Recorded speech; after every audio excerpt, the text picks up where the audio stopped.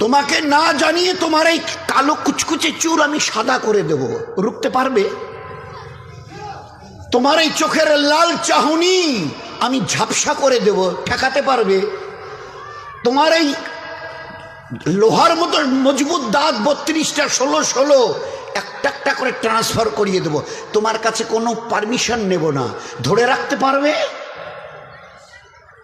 এইভাবে আস্তিন গোটানো মাসল ফোলানো ধরে রাখতে পারবে তো? এরকম করবে না তো? এইভাবে এরকম হবে না তো? সামনে এসে একটা পান দিচ্ছে, এই হাত, চাচা এই হাতটা নিলেন, এই হাতটা কলে না রে বাবা দেখ না চিমটি কাটাতে কিচ্ছু নেই। আসমান থেকে আওয়াজ দিচ্ছে, ও হাত তোমার কথা শুনে আমার, এ হাত তোমার কথা শুনে আমার, আমি আর পাওয়াজকে সিজ করে নিয়েছি।